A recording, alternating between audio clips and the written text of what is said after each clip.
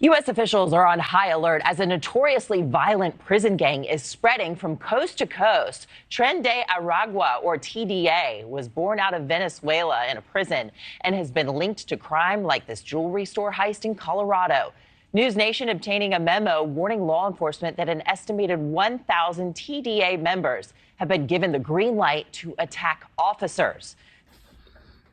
Hello, family. Welcome back to another episode of Journey to Harmony. I'm your host, Richard Harmon. Today, I want to come to you and talk to you about a story that has gotten some national news.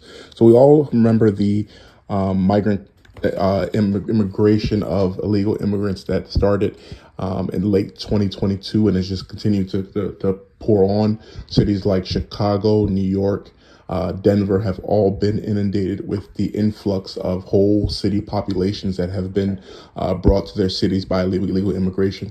So here's a story here today about the Venezuelan gang Tren de Aragua and how they are spreading across the country. And many of us know this is a prison gang that has come into this country illegally, and they are taking over. So the story recently was about a situation where an apartment complex in Aurora, Colorado was overtaken by this gang. The people who lived there were put out, and the owner of the property ended up having to condemn the building and kind of put it out. So what's happening right now is that these gang members are taking over different areas. And this video that you're watching here is a brazen attack that happened at a jewelry store. I'm going to play this video, watch a little bit of this, come back and talk about it. It's your first time joining, please hit that like button. Consider subscribing to the channel. And here we go. Arrest actually identified himself as a member of Tren de Aragua and allegedly told police that he crossed the U.S. border, came to New York, and when he got to the shelter in the city, the 19-year-old was recruited by the gang to commit robberies and even given a gun. Now, Castro Mata also told investigators that gang leaders actually have been instructing a lot of their members here in the U.S., especially here in New York City, to bring guns into shelters, and they're able to do so relatively easily by utilizing food delivery services because food is not scanned through the security system at these shelters. So this is obviously a growing concern, not only here in New York City, but again, across the country from the West Coast to the East Coast. We do know federal agencies are on this and trying to work with local officials to curb this growing gang activity. Yeah. All right, family. So there it is. You heard that. So the Biden administration is doing everything they can to kind of backtrack and to pretend like this was not their issue. Kamala Harris is basically saying that, this was a issue that Donald Trump started, that this was something that, no one could have had seen coming. And her herself as the borders are.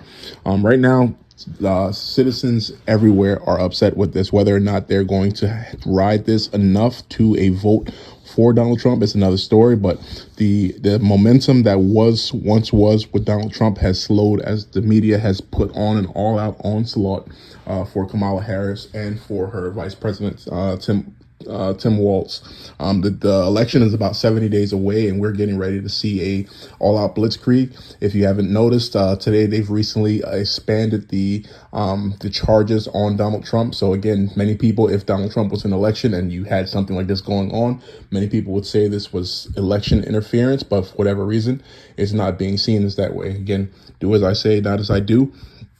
But right now, we're getting ready to see a all-out push.